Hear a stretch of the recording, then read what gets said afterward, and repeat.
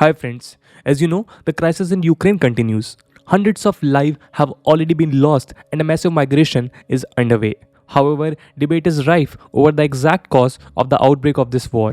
USA and its allies have been blaming Russia for the destruction that is taking place, and Western India has been accusing Russia of its imperialist assertions, whereas Russia and anti-US countries are blaming it on NATO's expansionary policies. Whatever be the truth, it is beyond any doubt that this war is concerned with great power politics, the origins of which can be traced back to the end of the Second World War. It was this great power politics that gave birth to the Cold War, in which US backed NATO and USSR backed the Warsaw Pact. Both these groups competed against each other for global dominance. World history took a major turn when in 1991 the USSR collapsed, and scholars around the world claimed that this cemented America's hegemony in international politics. However, the truth is, the struggle for power continued and great power politics remained alive even after USSR's fall.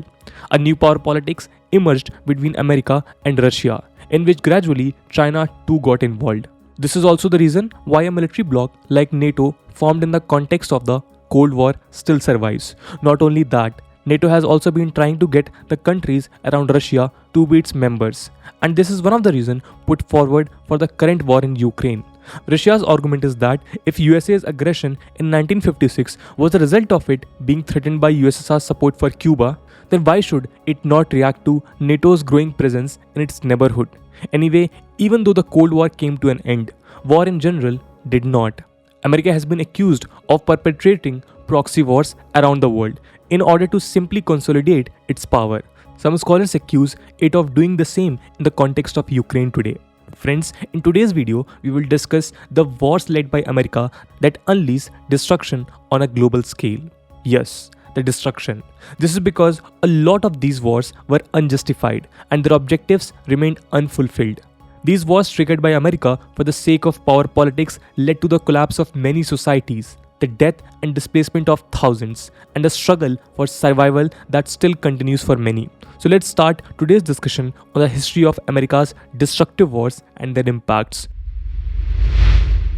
One of the first examples of America's attempt to consolidate its power, maintain its hegemony, and counter opposing forces like USSR, Russia, and China were the nuclear attacks on the Japanese cities of Hiroshima and Nagasaki at the end of World War II. According to sources, about 1,29,000 and 2,26,000 civilians were killed in Hiroshima and Nagasaki respectively. American supporters argue that the nuclear attack was unavoidable, given how the Japanese were unrelenting despite the defeat of the Axis forces in the Second World War. However, in 1963, former US President Dwight Eisenhower admitted that the use of atomic bombs to force Japanese to surrender was unnecessary. A lot of US military officers seems to agree. They include Army General Douglas MacArthur, Brigadier General Carter Clark, the then in charge of strategic air operations over Japanese home island, Major General Limay. So if indeed it was unnecessary, why did America drop the nuclear bomb, killing lakhs of Japanese and exposing the rest to years of radiation effects? Some scholars claim that America's decision was solely guided by power politics. It wanted to demonstrate its nuclear prowess to its arch rival, the USSR. Others claim that the USSR had plans to invade Japan, which was refusing to surrender. US was determined to stop the spread of communism, and hence it did not want USSR to defeat Japan and establish itself as a leading power in the Asia-Pacific region. In such a scenario, the use of nuclear weapons was primarily to fuel America's ambitions. The next story of America's blunder is only a few kilometers away from Japan in the Korean Peninsula. Let's see. The Korean War is another example of America's glaring mistake. The Korean War was fought between North Korea and South Korea between 1950 to 1953. It officially started on 25th June 1950 when North Korea, backed by the USSR, and China invaded South Korea, which was backed by the USA. Compared to America's outer blunders, the Korean War is one where the US and USSR were held equally responsible. But some scholars believe that America was to be blamed more. Whatever may be the case, it is true that it was the Korean citizens who bore the brunt of the struggle for dominance between US and the USSR. In 1910, Imperial Japan annexed the Korean Peninsula. Then in 1945, when Japan surrendered, the Korean Peninsula was divided across the 38th parallel. Although during World War II, the Allied powers had claimed that they would free Korea from Japan's imperialism. Post-war, they themselves were locked in a struggle over the peninsula. Neither US was ready to give up nor the USSR. The result was the Korean War that saw over 50 lakh deaths. This was more than the death toll in Hiroshima and Nagasaki. Another result of the war has been the rivalry between North and South Korea that continues to this day. To look at America's next blunder, for the sake of power politics, let's go to the Southeast Asia. This time, it was going to be Vietnam. The Vietnam War lasted from 1st November 1955 to 30th April 1975. It was officially between Communist North Vietnam and US-backed South Vietnam. Lasting for more than 20 years, this war was not just limited to Vietnam, but spread to its neighboring state as well. This resulted in civil wars in Laos and Cambodia. Thousands died in this war too. According to sources, almost 10 to 30 lakh Vietnamese civilians lost their lives. So did 2 lakh Cambodians, 60,000 Laotians, and 58,000 American soldiers. For 20 years, Vietnamese society reeled under the impact of insurgency and the disruptions brought away by the war. It was the common people who paid the price of the US-USSR rivalry. According to scholars, while it is difficult to blame one side entirely for the Korean War, in the context of Vietnam, it is quite apparent that American interference was unnecessary and aggravating. This is so because in Vietnam, the people fought a fierce battle against America's imperialism, while Soviet Russia and China's support for North Vietnam was mainly limited to weaponry. USA got its troops on the ground, a move that was heavily criticized. The Korean War was between two states that enjoyed the support of their respective population, whereas in Vietnam, the insurgents enjoyed the support of the citizens as against the US-backed corrupt South Vietnamese government. US had no support in Vietnam and therefore its involvement was severely criticized. Friends, there are more such events during the Cold War. But let's now look at some events post-Cold War, where America's involvement was outrightly denounced as imperialist. This was because after the Cold War period, America emerged as the sole superpower and hence it no longer had the Soviet Union to blame. Let's first look at the Middle East. And start with Afghanistan, which has not only been a victim of American imperialism but also of Soviet imperialism. First, the Soviets invaded Afghanistan in 1979 and pushed the country to the brink of poverty and insurgency, and later the same was repeated by America. It is said that America's proxy wars against Soviet Union resulted in the spread of terrorism in the Middle East. Whether it was funding the Mujahideens or providing them with arms, America's involvement was prominent. Mujahideen was an organization that sheltered the terror group Al-Qaeda, which was later supported by the Taliban.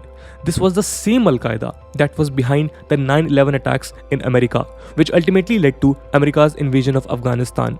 This was labeled as the War on Terror that lasted from 2001 to 2021.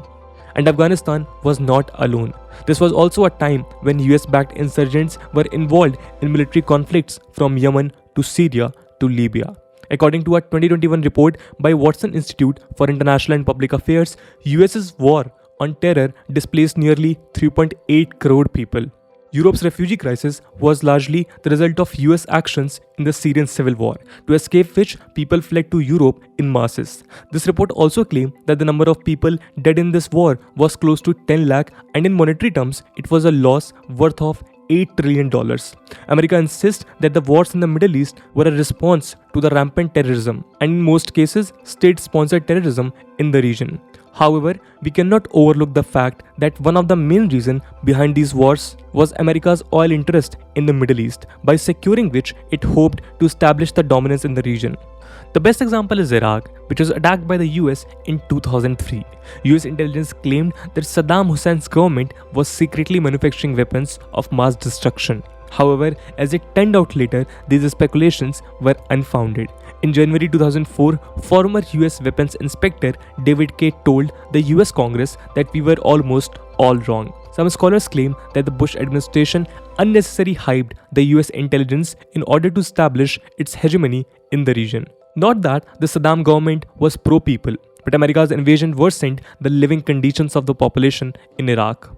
Moreover, America was notorious for supporting dictators in the region, and its argument that the invasion was to establish democracy is only a myth. In reality, America wanted to portray itself as a superpower through the demonstration effect.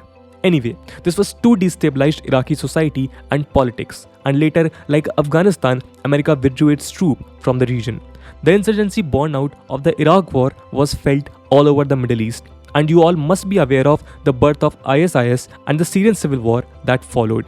America's interventions can be seen from Asia to Africa, and even in its neighborhood. Yes, we're talking about Latin and Central America. Friends, America's intervention in Latin America was under many forms, from military to economics. The story of America's intervention can be found from Chile, Grenada, Panama to Venezuela, Nicaragua and Argentina.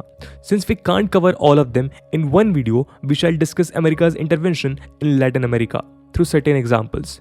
First comes Guatemala.